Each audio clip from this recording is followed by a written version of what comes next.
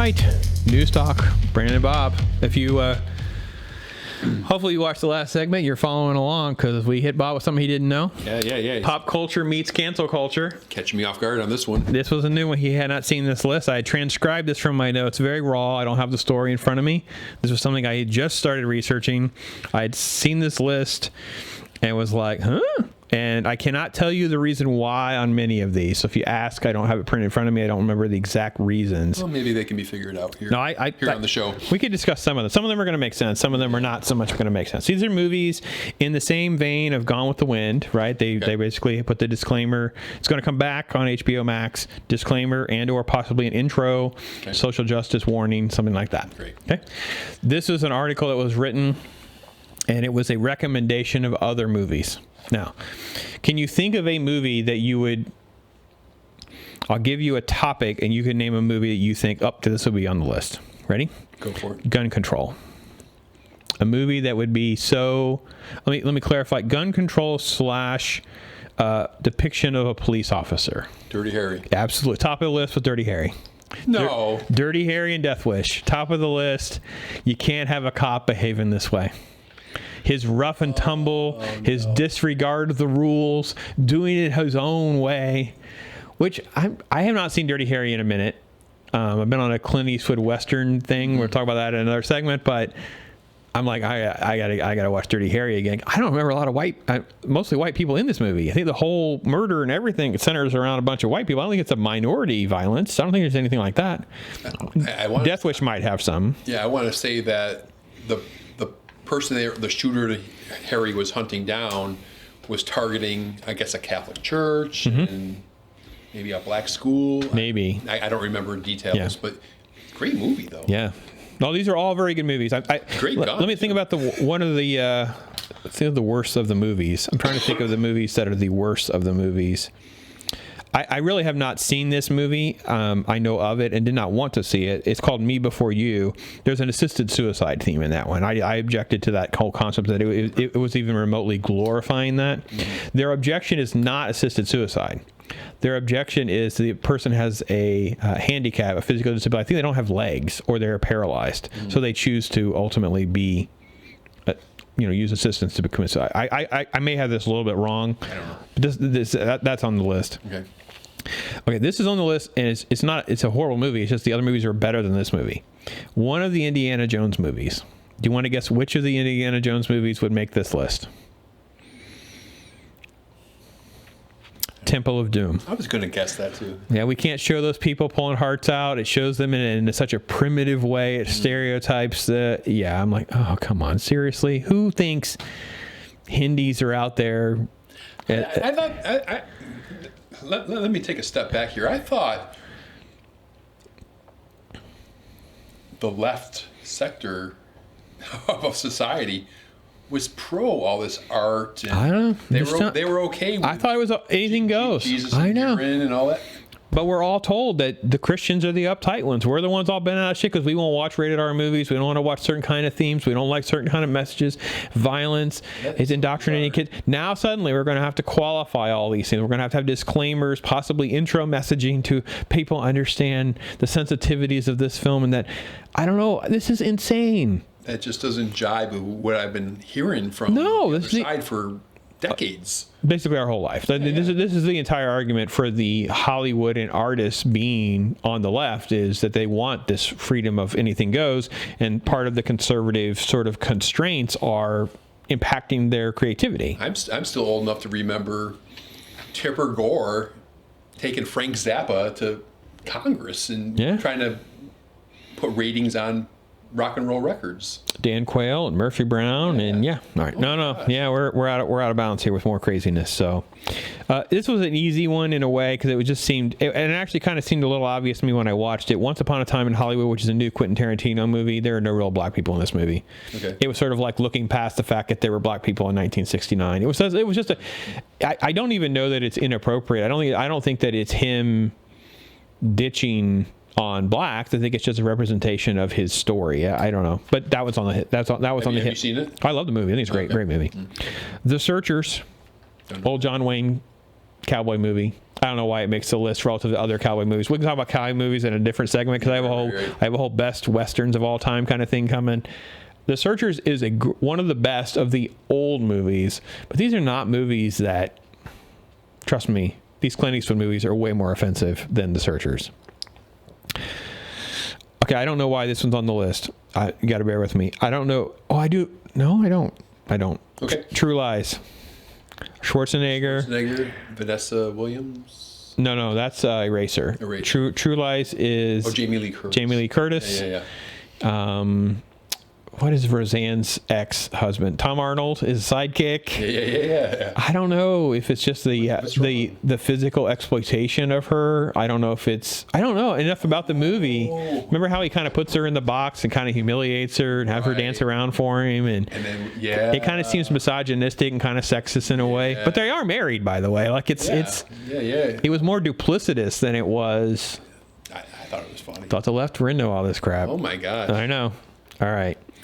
Forrest Gump, they didn't like a whole lot of depictions of all sorts of things, including HIV patients, and I don't know. I thought that was in reasonable. There's some sort of representation there of history in blacks, and the protest doesn't show protesters in a positive light, and there's some different things that were associated with their objection to that one. So are these officially going to have disclaimers? No. This was just this is them getting the ball rolling. This is how this always starts, folks. If you don't know how this starts, this is how it starts. So if you saw last segment, we talked about Uncle Ben's and the petition and the stuff to get these things changed dates back usually years. So usually I'll hear a story or I'll read something, or some writer, New York Times, Washington Post, or some exotic magazine or something will write about it. And then after a year or two, then they'll start a petition. It'll get on Twitter or whatever. But suddenly all this stuff, the timelines have all just hit fast forward. So this writer has thrown all this out there. They won't wait because to them, the time is now, because the Gone with the Wind producers or owners studio bent the knee. So if they bent the knee, everyone should bend the knee. Here's our other list. Let me ask you a question as a pop culture guru. I have one more, by the way, so you know. Okay, just one quick question, Forrest Gump related. Forrest Gump came out in 92, 93, I think. Early 90s. Yes, early 90s for sure. 94, I thought, but early 90s. And it won an Academy Award. Yes. What did it win today? I think it depends on what year, what it's up against, because it's always relative to the other films. So, no, based on these complaints, though, I mean, would that affect? I think that it would still be. The difference is part of Forrest Gump's appeal was the fact that they were able to introduce Tom Hanks in real life scenarios and real life footage. Now, of course, with the technology, that can easily be done. It was the groundbreaker to make that believable.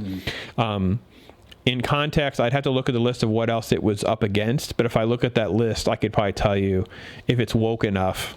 Because it's all about a woke quotient. I always go back. I think Shapiro said it first, too. Well, he's like, we're getting to 2 or 3 movies. He's like, well, no, this one has, a gay and a black guy. And this one has, and I wish it wasn't like that. But you can go back several years now over the since Titanic, really. And you can see this trend where that literally is all Hollywood is doing. I feel like many of these Academy Award movies are not movies that you want to watch. And we'll go through this year after year if we keep covering topics like this, because Academy Award winning movies now, a lot of times they get nominated just so the director can say he's now an Oscar nominated director, or the writers, those kinds of things, because there's no chance it'll win. Right, so for Tarantino's movie, the Once Upon a Time in Hollywood, got nominated. There was zero chance that it was going to be in even the final conversation. It was a 5,000 to 1 shot that it would somehow be considered. Right. Yeah.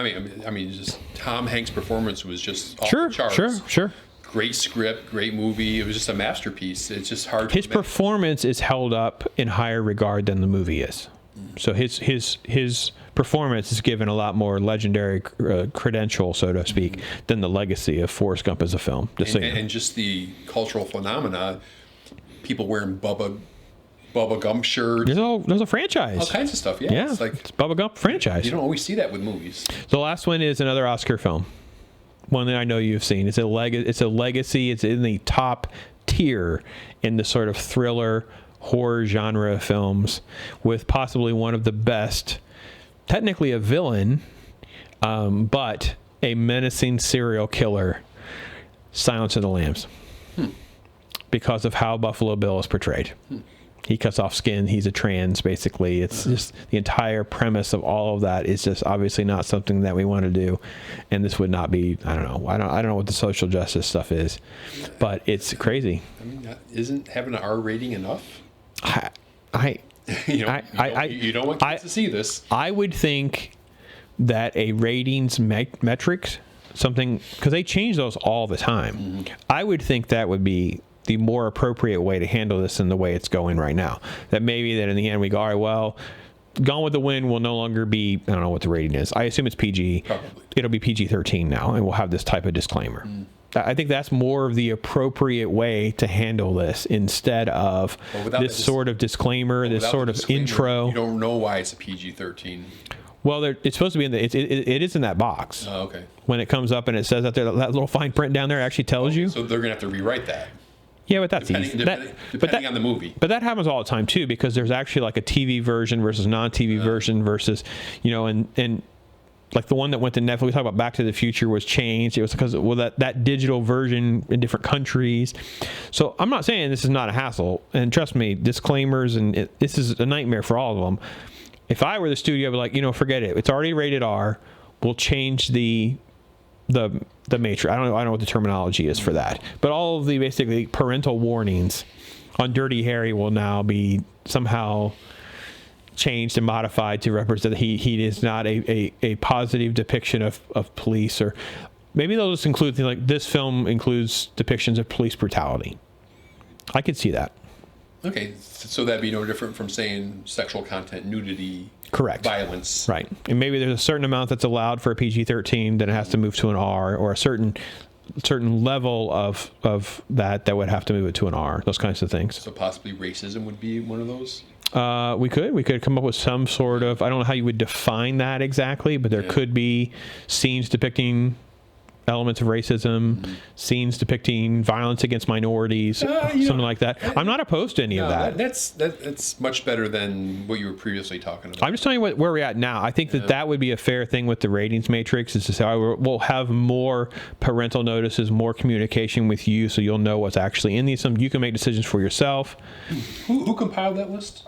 It was a journalist. I don't have it in front of me. But this is like what he does, or this is just... I think he is a film writer. This person is he or she is a film writer, works in the more of the film side, so again, not a New York Times. So again, this is somebody who should be all pro the arts. And I would have thought so. Yeah. Okay. This is another reason why I put it on the radar screen, because it is definitely that early precursor of social justice stuff that we'll be talking about. So there you go, folks. It's a shame.